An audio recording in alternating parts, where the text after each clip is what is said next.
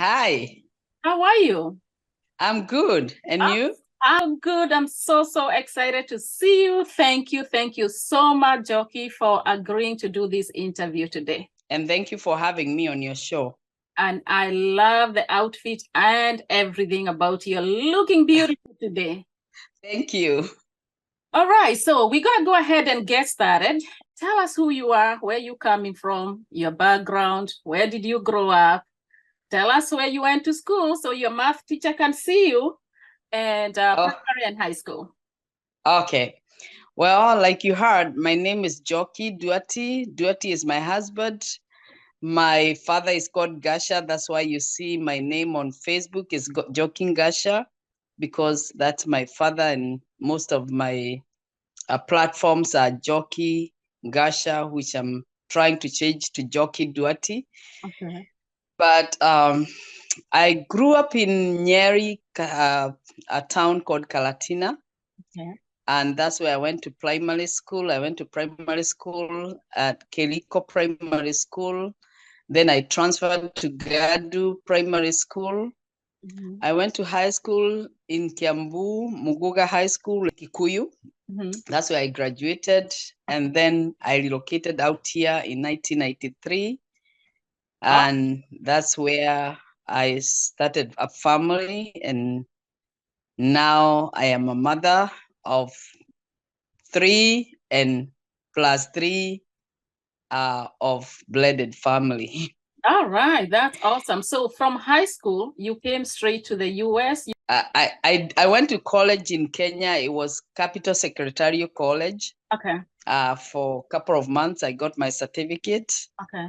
I worked a little bit in Kenya. I worked at a gas station in Gong. Uh-huh. I did business here and there before I relocated out here. After I came here, I enjoyed life. I ate life with a big spoon. And before I could realize it was too late, and then I went back to school. Okay. And now I'm a registered nurse. All right, so let's back up a little bit. So you come here. Did you land in California? Because I know you live in California. Or did you land in another state, then you relocated? And what was your expectation of the USA? And what did you find when you came here? What were the challenges? I landed in California. That was my first state. Mm-hmm. I have not been in another state as far as living in another state. Okay. I have always been here since I came to USA. Okay. I came to stay with my sister and go to school. Okay. My goal was to go to school, but it did not happen right away. Okay. The most challenging things here were, I thought life was so easy here, getting money all over the place. I landed at the Los Angeles airport, and I thought I would be fighting money from the ground. Everywhere I walk is just money, money, money. Yeah. Just to realize that you have to work hard for the money that you get. My first job, I worked at Carl's Jr. and I was paid $4.25. Wow. And then what year was that? That was a minimum. That was I believe it was in 1994. Wow, minimum wage was below $5 then? Yeah, I got $4.25. Wow. Yeah. Take a minute and talk about that, because a lot of people, especially back home, they think like, oh my gosh, you have a family member, they just went to the US, and in 2 months, they're going to be sending all this money back home because there's a lot of money here. You know, the funniest thing, when I landed here, I only had $50 on me. Wow. And the $50 that I had on me, I did not spend it, because back home I had a boyfriend then that I loved so much. And instead of helping with the $50 here and giving it to my sister to buy whatever. I put it in an envelope and sent it back to my boyfriend. Oh my gosh. Oh my gosh. That's how dumb I was. That is funny, but you are young. You are young. So that's when you are young and not I so was young and dumb. Okay, so that was your relocation to the US, and then of course yes. you got yourself situated, you got yourself all settled. You go to school here for nursing. Did you go for nursing? Yes. Okay, tell us about that. To be quite honest, I did not go to school right away. Okay. I enjoyed life. I was a party animal. Friday, Saturday, Sunday, I used to go to parties. Wow. And we would go to a club. And those days, there were places where Kenyans could go until 6 in the morning. Yeah. Then instead of going home, we would be looking to go to a house party. And we would go to house parties and enjoy. And then in the evening, we are looking again. My sister wasn't very happy about that. Yeah. But in the midst of my partying, I took a course called CNA, Certified Nurse Assistant. Okay. Which took about 3-4 months. Okay. And then I was hired at a convalescent hospital, which I did. I did 2 jobs, 7 to 3. Then I went to another one, 3 to 11, and I was getting $6.25 an hour. Okay. So sometimes I would do doubles, like the second job, if I'm not working like the following day. Yeah. I would, if somebody calls off, I would go like the first job 7 to 3. Yeah. Then the second job 3 to 11. And then somebody happens to call off, I would take 11 to 7. So that day I would work like 24 hours. Oh, and wow. Guess what? After all that work, at the end of the 2 weeks, my check would be about $400, $600. Did you talk to the boyfriend in Kenya? No, that time I think I was a little bit smarter. Okay. I did not send it to the boyfriend. Okay.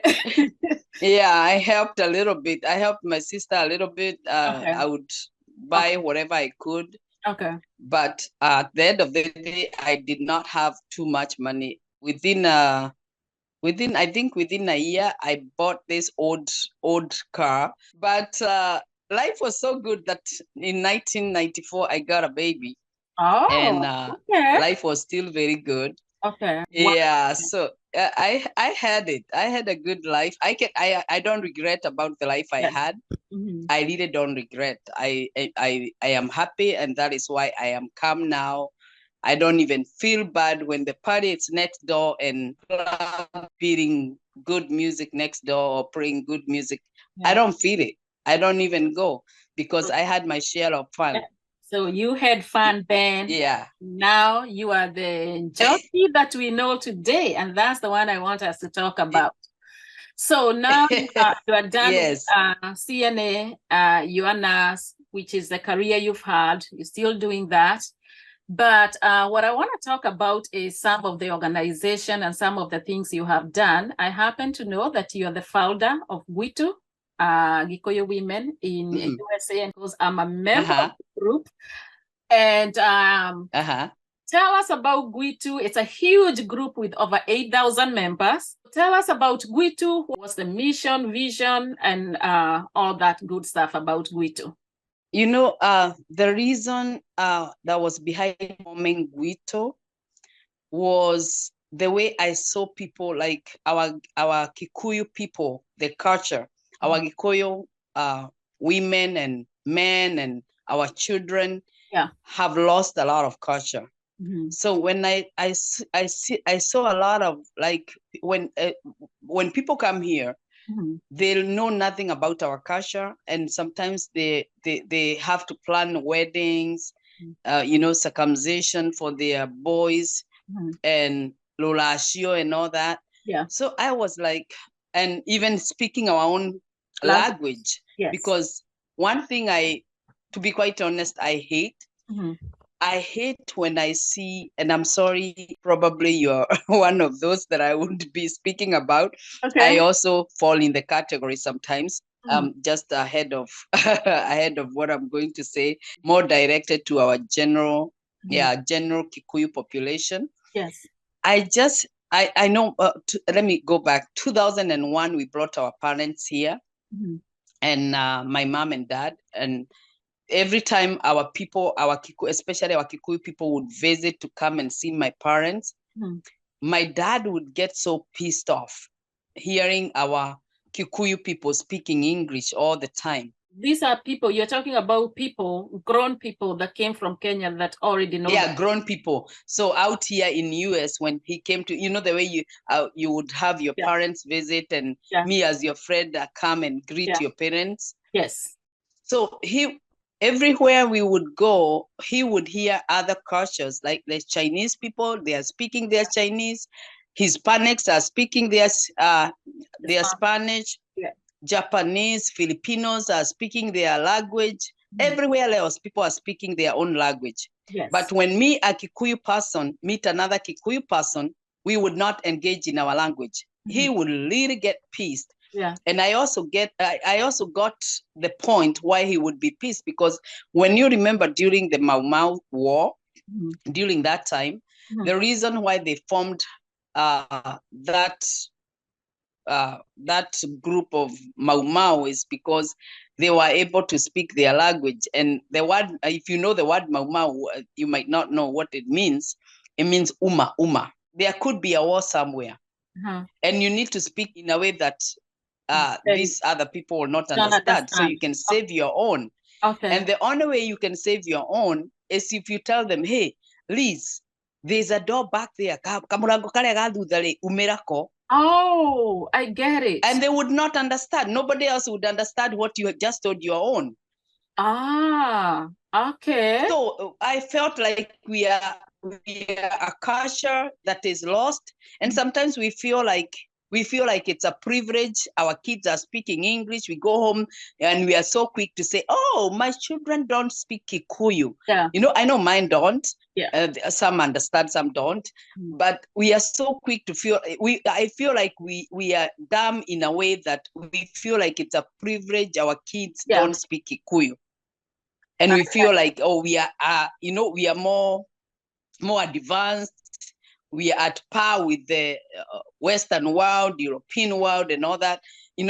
We feel like you are not in that class of like Kikuyu is a low class. I think don't you think that that's a mentality that is not even just today, it was developed back then, even before when we were in Kenya, maybe even before our time, where, because I know even when we were growing up, you always admired kids who spoke English. And I did. I know I did. So, I know even in high school, I did admire people that would speak English, but I would get away from them because I was not to a point where I would speak like them. I was not equal to them. I would not equate my English to their English.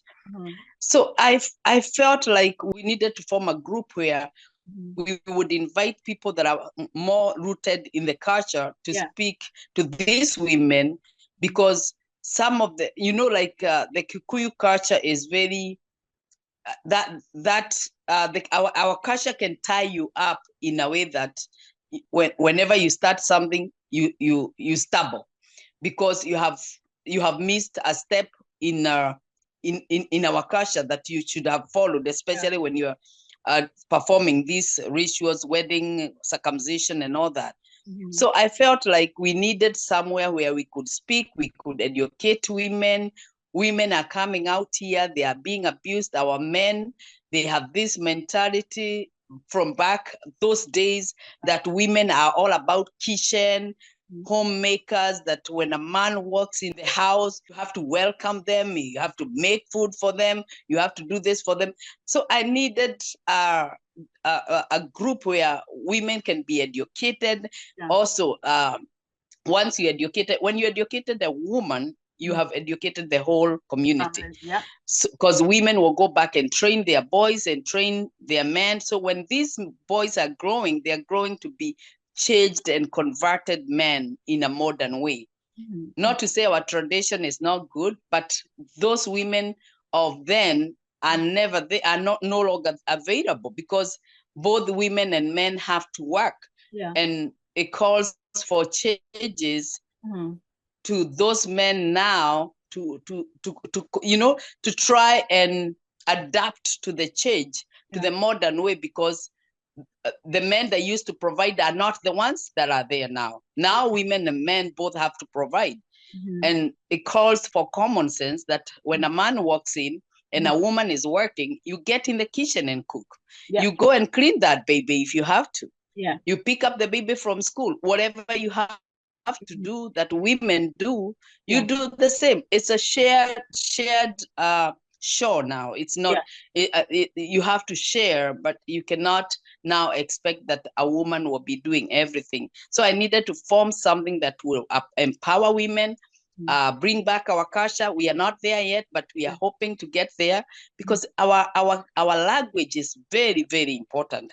And I even when I created this group, I was hoping that we would come live and engage in our language, have women that are teaching others Kikuyu language. Whenever we speak, the world is hearing what we are talking about. I get you. Yeah. Actually, what I really, really admire about GWITU, even though, like you said, we are not at a point where we can go live and speak all Kikuyu throughout, we still find ourselves speaking English or little Swahili here and there. But the women, and we're talking about you guys, over 8,000 people, they have embraced the whole thing. I mean, even the get-togethers, people wear the traditional Kikuyu outfits, and they embrace that. They sing old Kikuyu songs. So I think even though the group is not there, like maybe where you want to see it 100%, I think we have come a long, long way. And actually, yes. Yeah, the idea of maybe even having somebody teach, because of the younger generation, you know, some of us don't need to be taught Kikuyu, but there are still some younger kids that have come from Kenya who actually don't know Kikuyu, or they know just a little bit. Then, of course, we have our kids that are born here in the US.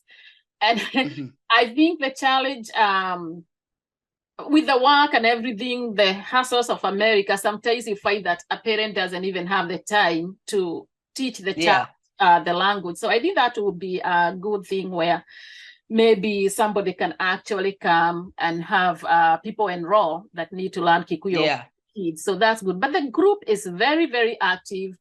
Apart from all that, you wanting us to be able, because I've had people say, oh, why is it only Kikuyu? I mean, the other Kenyans group, like this channel we are speaking in English because it's of a Kenyan in Diaspora channel. But the other groups that are Kenyan groups that we are members of those groups, right? So, and I've seen groups, other tribes in Kenya. So it's not tribalism. It's more of let's learn our culture, because even myself, and I'm a grown woman, there are some things about our Kikuyu culture that I don't know. And sometimes you either have to go back home and learn them, or a group like this.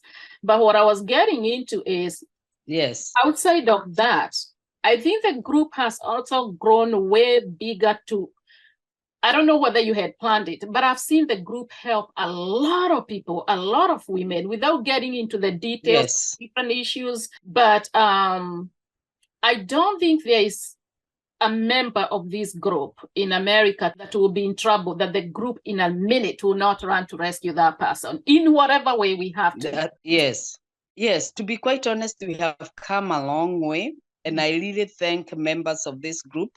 When I formed this group, I was afraid that people will see it as tribal, because I usually like to not get into anyone's toes, and I don't like stepping in other people's toes.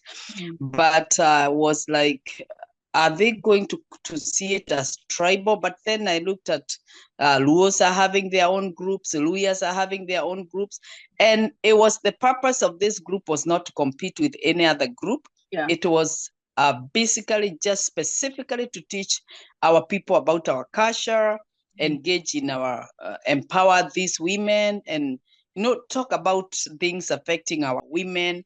So it was nothing to do with that. And we have grown. I have seen the support of women I cannot complain because women have availed themselves. Those that are licensed, those that are licensed in special specialties, they have availed themselves. They have given free services. We have preachers there. I mean, this group, if it were not for prayers, this group would not have grown the way it has grown. How are you able to manage the group? Because of course, as women, having that many women, I mean, like having people agree and do, like, follow whatever your mission was. And I know you have a few women that help you run the group.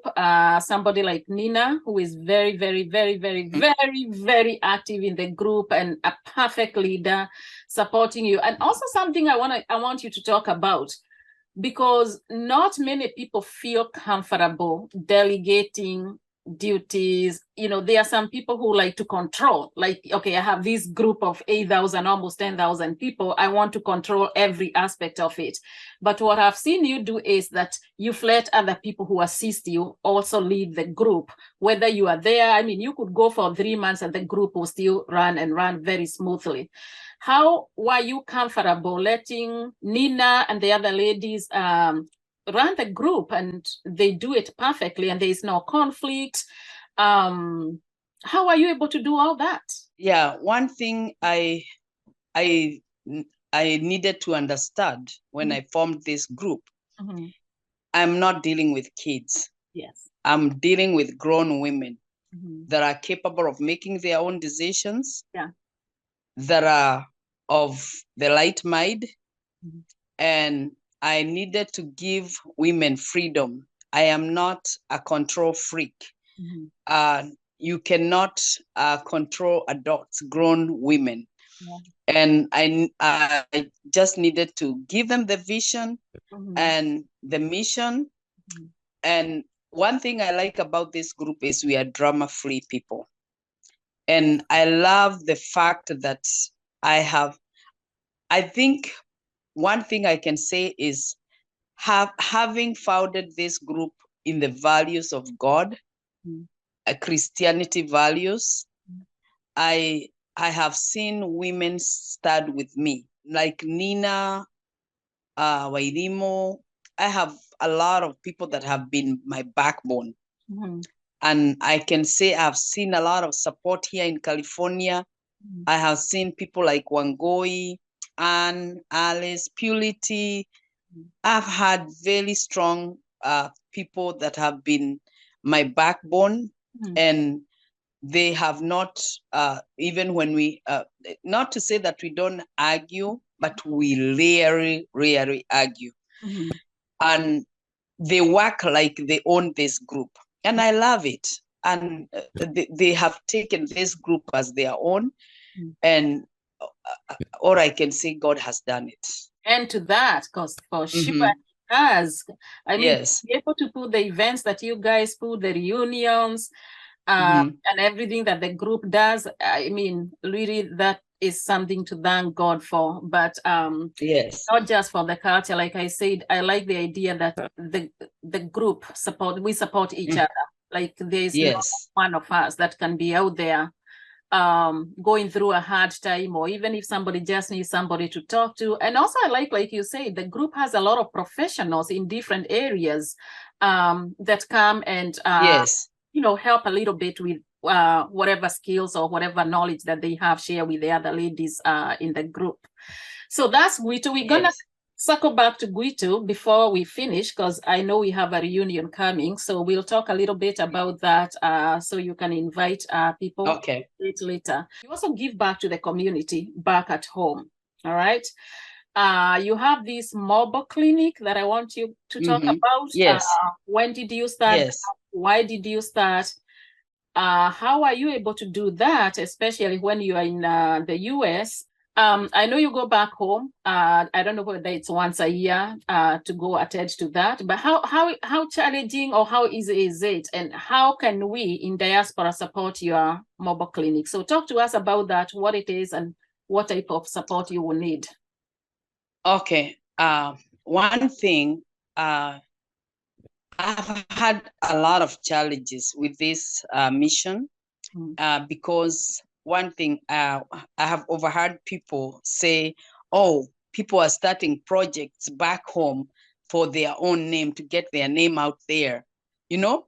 And I really felt bad, because you cannot be that person that is not taking a lead.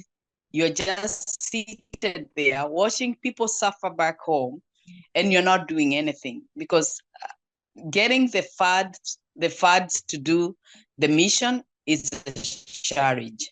Okay. I started with my sister, this non-profit organization. It's Kenya Mobile Clinic. We started in 2020, and we have given missions back home. So far, we have done 3 missions. The last one we did October in Banana. And all these missions we have done have been very successful. You know, there's always that person, Liz, that is going to start with you, that is going to see the projects you're doing and see it worth. But I've had challenges even with my own fellow women, GWITU women, you know, because we have been there helping each and every other woman. But when it comes to you, you're like, hey, what's happening with these women? I have been there supporting them. I spent a lot of my time trying to fix things here and there for our women. But it's been very, very challenging, to be quite honest. But, you know, when God assigns something for you, it does not matter where it's going to come from, because these missions happens no matter who helps, no matter who doesn't.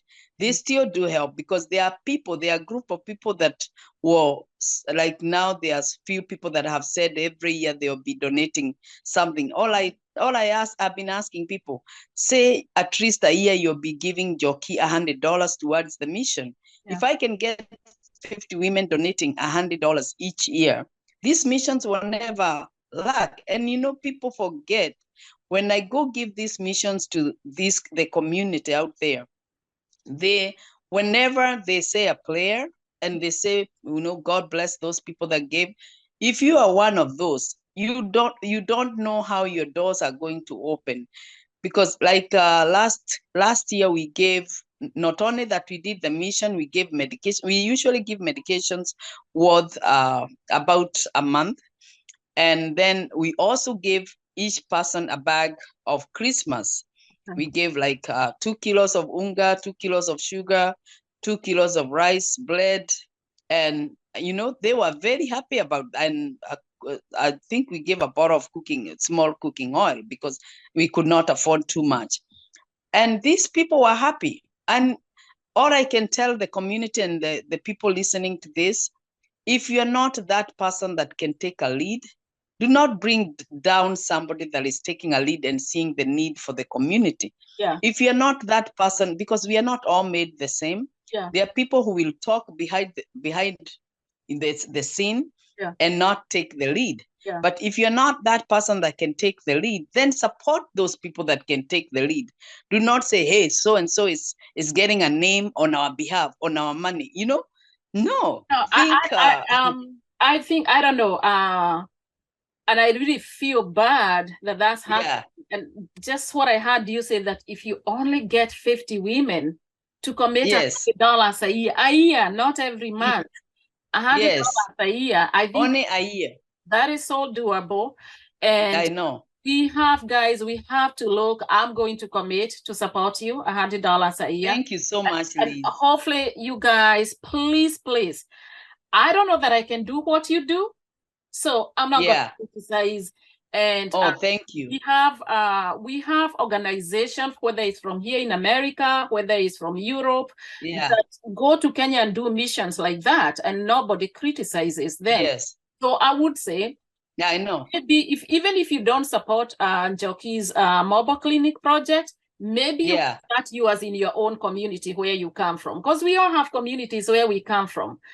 I know I probably don't have what it takes to just put together something like what you're putting. So I personally would rather support somebody who is doing it.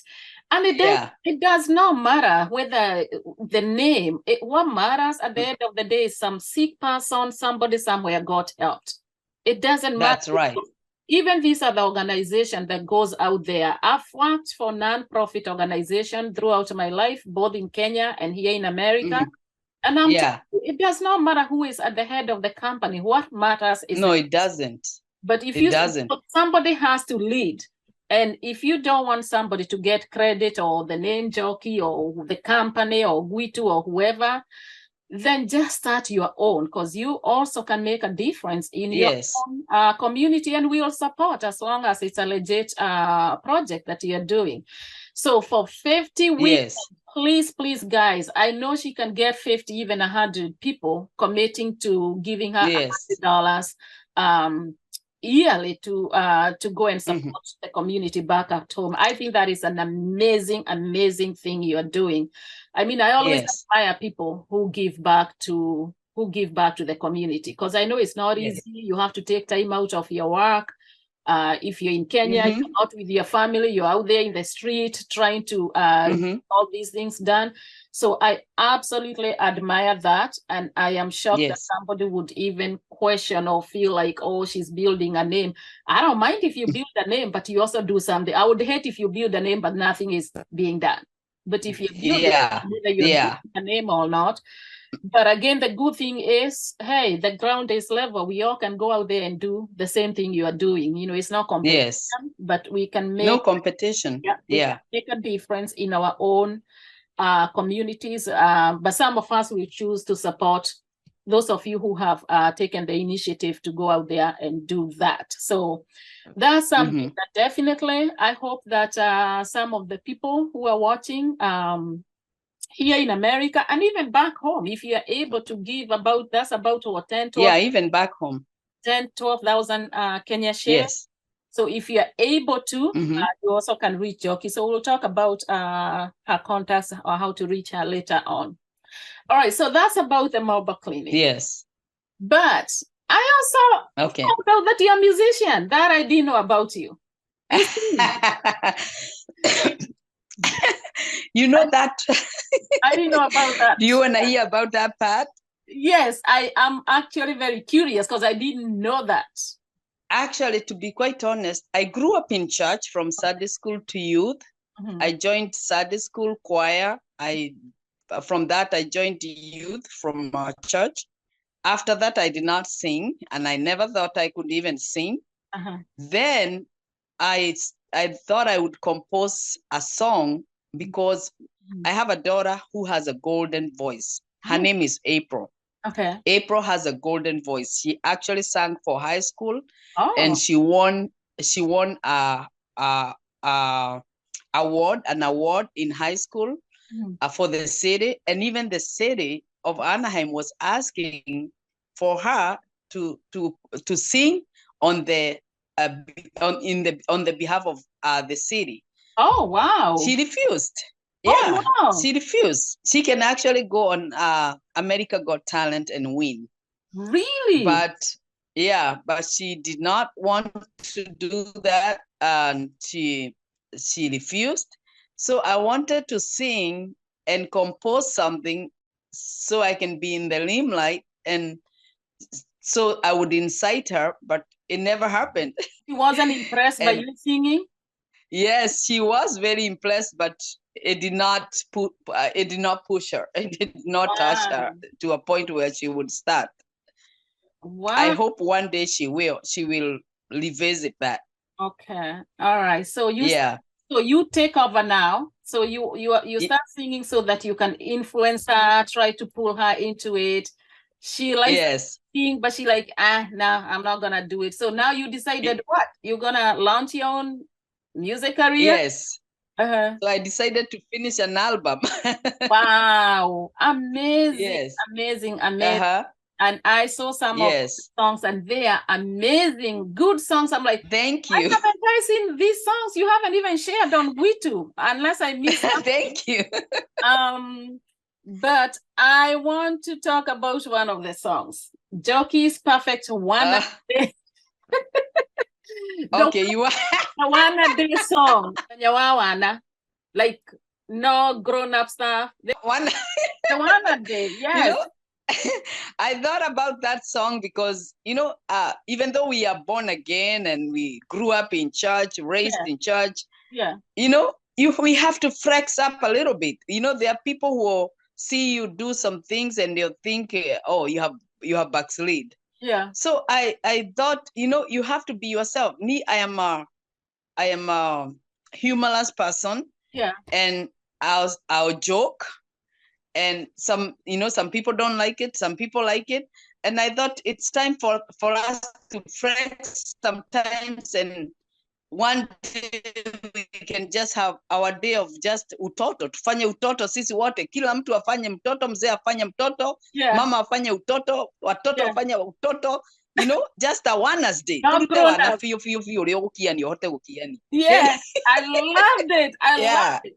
And that can be a stress relieving day. No stress, no nothing. You do those things that you did when we were little, play with the clays, with the mud and what. Yes. I love this. It's an amazing song. I don't know now that your channel, you said your channel got hacked. It was hacked, but I am starting a new one. Okay. I have one, but it's not that active, but I need to make it active. Yeah, you should put that music back there, because it's there. I don't know if it's other people who have it, but she has really, really good music, you guys, and she is really, really talented. So that was exciting. Yes. I went for a oil change, and I sat for like an hour and a half waiting for them to do my car's oil change, and I listened to all your songs. I'm like, how come she doesn't? Yes. I heard all of them, and I'm like, I had no idea. But when I got to that Wana's Day, I was like, oh, this is it. This is it. This is what we need. We all need one day in a year. We need one day of Wana. I wish we can play that at the reunion and just do the Wana. You should. Yeah. You should. We should. All right. So now that's your music. I want to talk just a little bit about investment. I don't know whether you invest in Kenya or not, but whether you do or not, a lot of Kenyans in diaspora fall into scams when it comes to investment back at home, especially when it comes to like land issues, like you're trying to buy a piece of land or to build a house, and a lot of people end up losing money. I'm not saying all companies are bad. I know we have a lot of good companies that even come here. I know some of the companies that sponsor GWITU. But what do you think it is about us Kenyans in diaspora? Are we that gullible that sometimes we end up losing our money? We see of people losing money at home, whether with companies, family, friends, left and right. Biggest problem is having people to trust. Mm-hmm. So, and because of not having people to trust, people have retracted from having to invest back home. Mm. Unless you are able to go physically, do your search. With the land, you have to do the search because, in Kenya, with corruption and a land being sold to other 5 people, you have to do the search, make sure the title is genuine. The person on the title is the person that's matching at the land office. Yeah. Ministry of Lands, it's the same person that is selling you the land. Yeah. And also, if somebody tells you they don't have a title, that's a no-go zone. Do not buy that land if somebody doesn't have a title. Mm-hmm. If it's in the process, wait until the title to be available for you to purchase the land. Send somebody you trust to, if you cannot go in person because of the situation here, then let that person, if that person is trustworthy, you can tell if that person is trustworthy. Mm-hmm. Go and view the land yourself, do the search, make sure this, do not do side transactions. Make sure you involve an attorney. Mm-hmm. Do not just go somewhere, meet in the bank and say, I'm buying the land and I'm giving you 300K. No, make sure you have an attorney in place. Make sure you have done your search and it's legit, because people have been scammed so many times and so many years, and trust is on the lowest right now. And even these land people, make sure you do your search and see what they do, the review, and see what people have said about these land companies, because some of them are scam. I'm glad you said that, because I think sometimes we fall into trouble because we tend to believe what we see. Like maybe you follow your favorite celebrity who is a brand ambassador, and you're like, oh, if so and so, if Njoki is selling it, I'm not even gonna do my search. If so and so is talking about it, I'm not gonna do my search. So your favorite YouTuber or your favorite celebrity back at home, brand ambassadors, so they're not doing the due diligence for us. So we still, even after we see it from them, we still have to go on the ground or send somebody to do the due diligence for us. That's what you're saying. Yes, just people need to know that the big fish are eating small fish. So it doesn't matter whether it's a celebrity, somebody, you know, their reputation is good. You know, somebody could be all good for so many years, but all of a sudden corruption has hit them. Yeah. So do your search no matter who is introducing you. Don't just go by the word of mouth. Njoki ndio ametuambia ni wa GWITU. She's the founder of GWITU. Make sure you do your own search. Yeah, I totally agree. So I think those are the questions I had for you. Actually, one more thing I wanted to ask you. About a month or 2 months ago, maybe, there was a trending video about you in Kenya. And I love there was a trend. We woke up one day and Njoki was trending back at home. And like, why is she trending? So I went and I watched the video. I'm like, okay. But I love the way you responded to you actually say, oh, I'm trending in Kenya. Like that is not something that even bothered you or anything. Like, how did you find out that you are trending? You know, funny enough, I did not even know about that. I was getting WhatsApp messages and links. Oh, you are trading. Oh, you have even my family was sending me messages. You are trading. You are a celebrity. And I was like, where? How? You know? So, you know, I decided I'm going to take it positively. I don't care how they portrayed it. I'm going to take it positively. And I also made fun of it. And I printed some T-shirts with heroes. Actually, if you two, Liz, get one T-shirt with heroes. Okay. And I printed T-shirts and I sold, and some of the T-shirts that I sold, that is helped me with the mission for Kenya this year. Yes. So it was actually a blessing in disguise. So but that talents also need to support me in the mission. That's because amazing. He's the one that brought this to the light. Okay, that's good. So that's good. So you turned it for good, and it's definitely gonna do some good. So that's good. I love the way you take things. You don't take life serious. You don't let things just press you. So that's amazing. Something to learn from. So I love that. But Njoki, before we end, which I'm going to give you an opportunity to share with our viewers how they can connect with you, GWITU. Time management. I can not add this without asking you about time management, because what I heard you say is that you have a job, your mom, your wife, you have this mobile clinic going on at home. So even if you're not there, you're still looking for funding. You're still thinking about it, figuring out where the next one is going to be and stuff like that. And then you have GWITU, which is a huge group.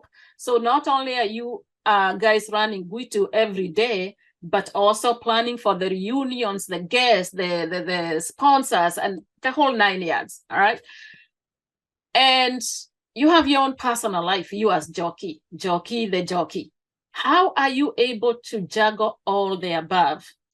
To be quite honest, you know, sometimes looks are deceiving. Yeah, sometimes I'm stressed at the end of the day. I take too much in, and which is not good. It's not healthy for me. Like last year, my husband had cancer. He was diagnosed with cancer.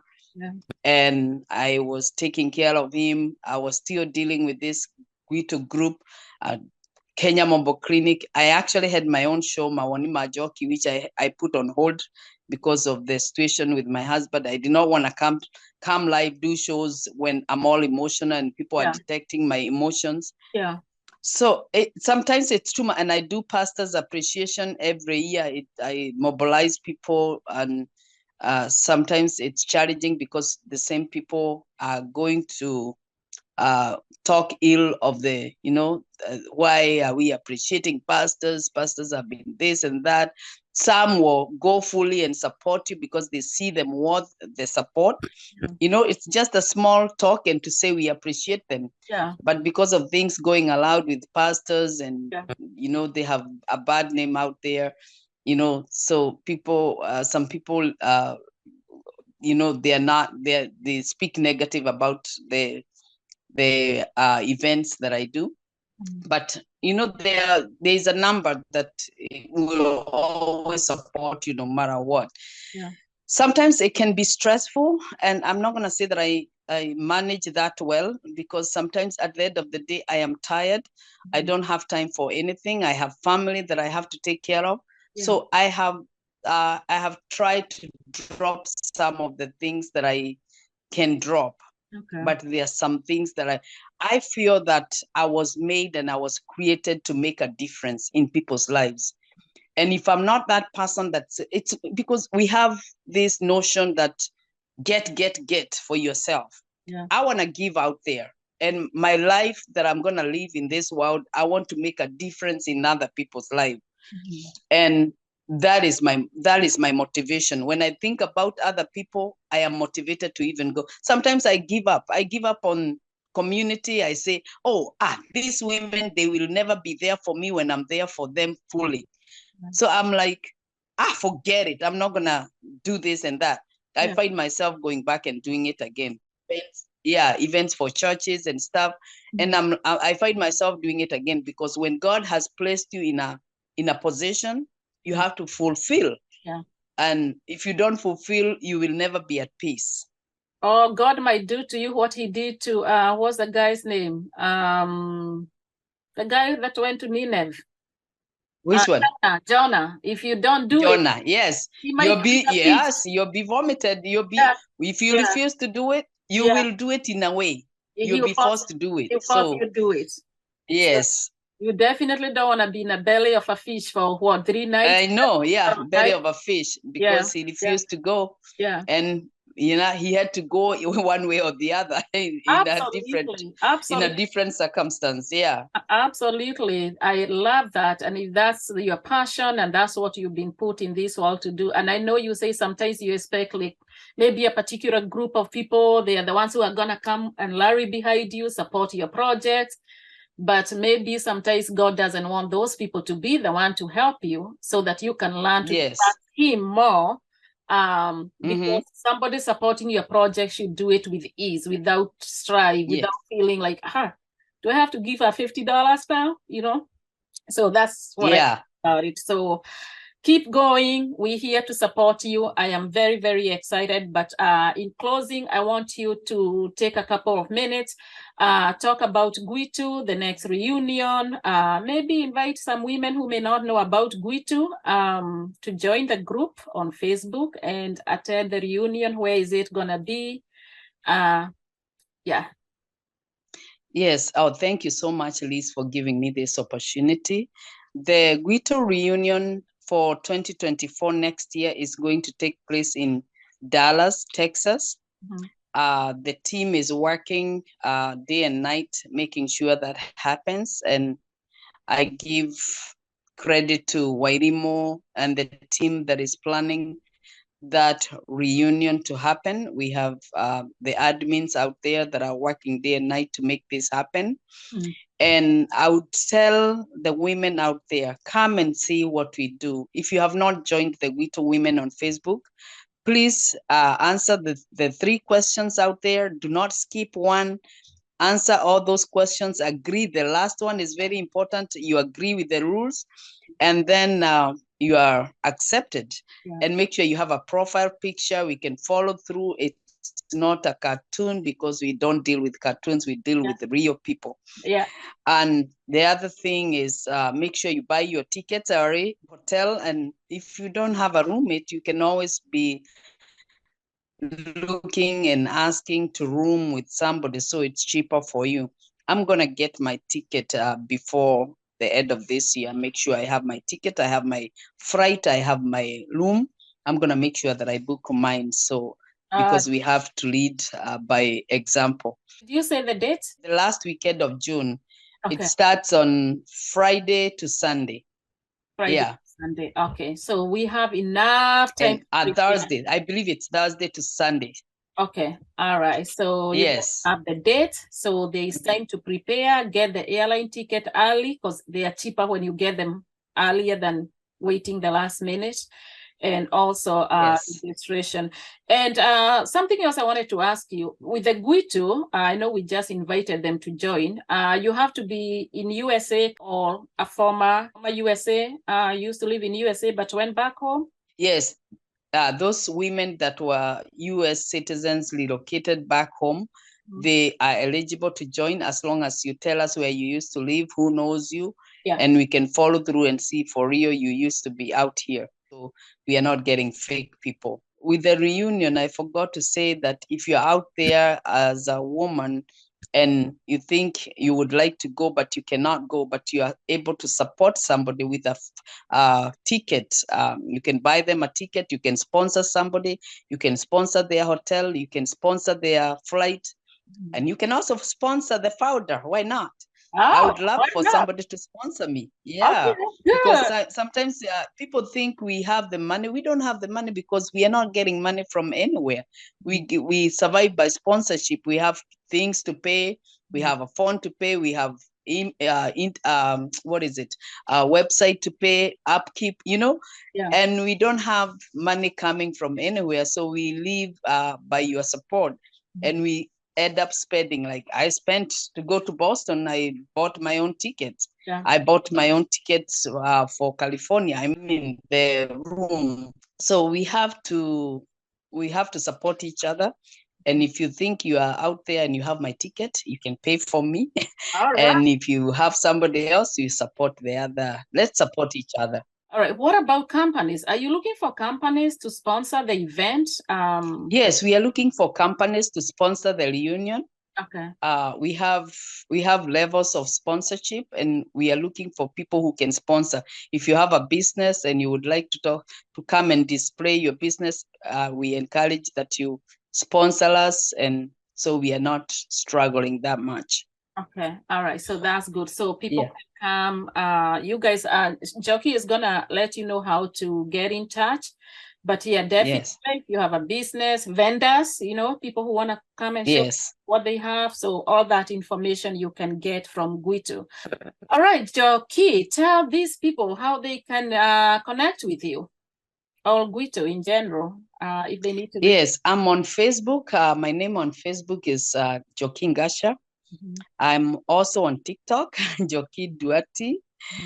I'm hoping to have all my platforms with Njoki Duati. Okay. You can also reach me on my email. I have Gmail, janechariuki@gmail.com. I also have gasha@yahoo.com. The GWITU website, we have www.gwitu.org. You can find us on the website. You can also send us email gwitu2020@gmail.com. And you can also find us on Facebook. We also have a YouTube channel. Okay, all right. So you guys have it there. So you know how to contact Njoki or the group if you need only if you need to get information about the group, not other personal stuff. About the reunion, especially if you want to sponsor the reunion, your business out there, or anything business, GWITU related, or if you want to support Njoki for the mobile clinic, please let's support her. It's a good mission, and you have made a difference. Like Njoki said, when somebody in the community receive whatever they receive, medicine, Christmas, a little bit, something for maybe for the holiday, these women say prayers, and hey, those blessings come back not just to Njoki, but to the giver also, to those of us that are not there on the ground. Thank you so much, Njoki. I appreciate your time. Thank you so much. And I look forward to having you back here another time. I can't tell you how grateful I am for you agreeing to do this interview with me. And thank you for having me, Liz, and God bless you so much, and let more doors open for you. Amen, amen, amen. Urata wakwa reke nguhe karugano kamutuliri uyu wothe ni tondu ma ni muritu. Rata mwe wonaga makunanagia beste niyo makubatithagia magigwitaga maritwa. Ni maritwa mariku wititwo ni andu? Ni maritwa mariku